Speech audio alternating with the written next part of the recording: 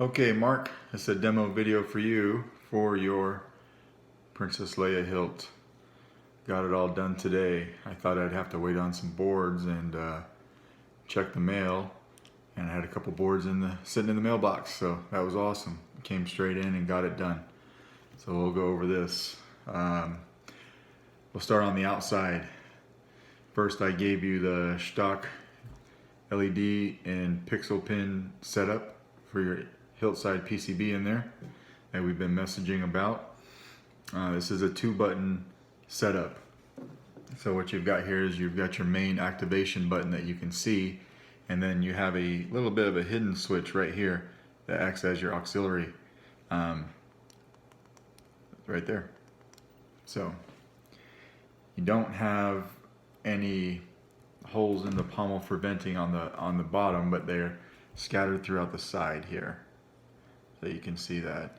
And then I made the chassis 1 3/4 inches shorter in length than the actual pommel to give some resonance to the bass speaker in here. Because of the diameter of the pommel, the actual hilt could only take a 20mm bass speaker. So that's what you've got right there. It's a bass speaker, but it's 20mm. So it does sound good though with that extra 1 3/4 inches for resonance. So you got your chassis right here. Got a removable battery system, speaker, and your board. This is not glued on. I made this chassis so this board is a real tight press fit into here. It's not coming loose unless you get in there and pry it, but no glue or anything. Access to your SD card, easy to take in and out of, and then your wiring. I chose not to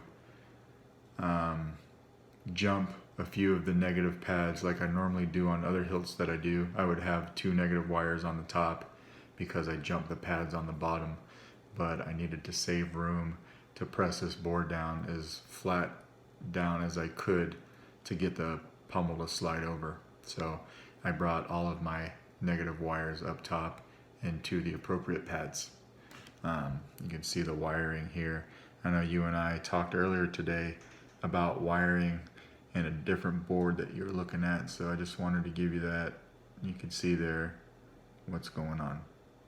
Okay. Also on this chassis, I made sure to print in, see if you can pick it up, a positive sign and a negative sign.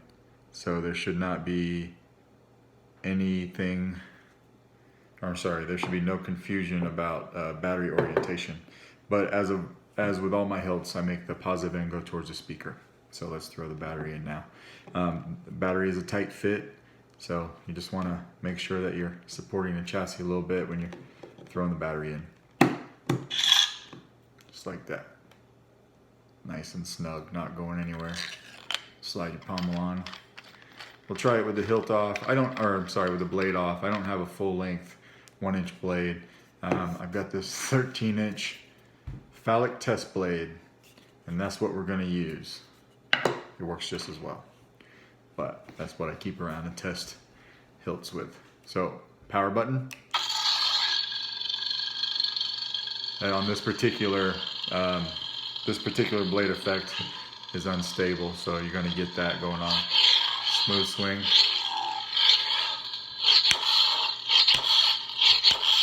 Flash on flash.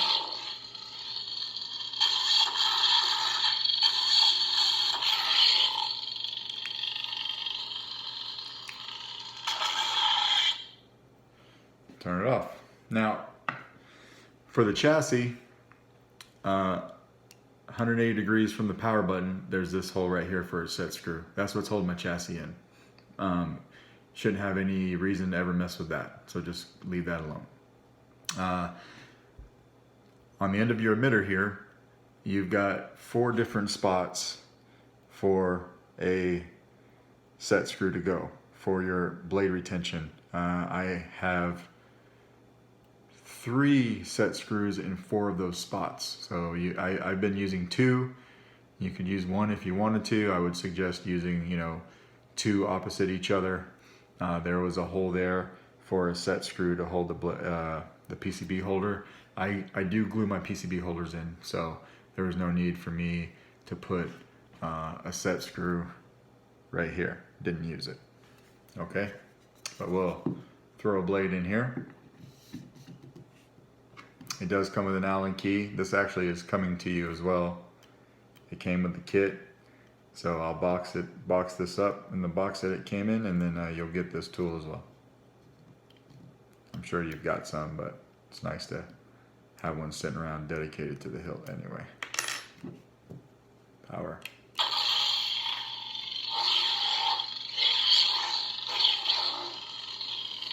Same with the 2-button setup.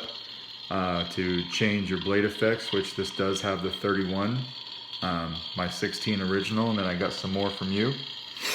So you'll want to hold down your auxiliary button, twist your wrist for color, and I set it on throttle. So first, let me get to the blade effects and we'll do a solid color. Let me pick a solid color so you can see that what's going on here. Okay, there you go. Now we'll change color. Just cycle through these.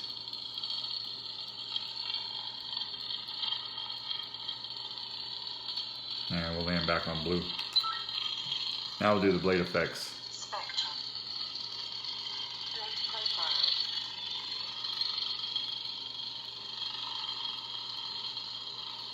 Hopefully you can see it up against my shirt. I know I say that all the time, but on the video, sometimes the LED can just look solid, but in person, as you know, it does a lot of stuff.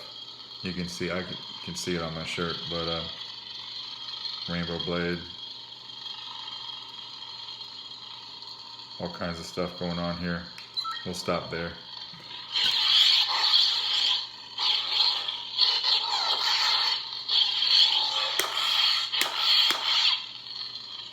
Tap for blaster deflex. Hold for blade lock up. Turn it off. And then, of course, hold down your auxiliary to get to your sound fonts.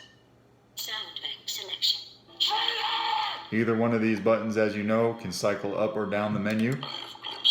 We'll just use this one. What is thy bidding? Legacy. The Force will be with you. Always. With the blast shield down, I can't even see. How am I supposed to fight?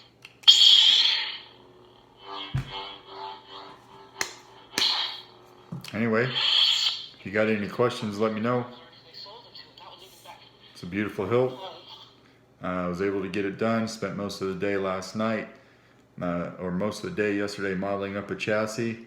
The first two I printed did not come out well, or there were just some minor tweaks I needed to make. So by the third iteration, I got it right, and that's the one you've got in this hilt. So thank you.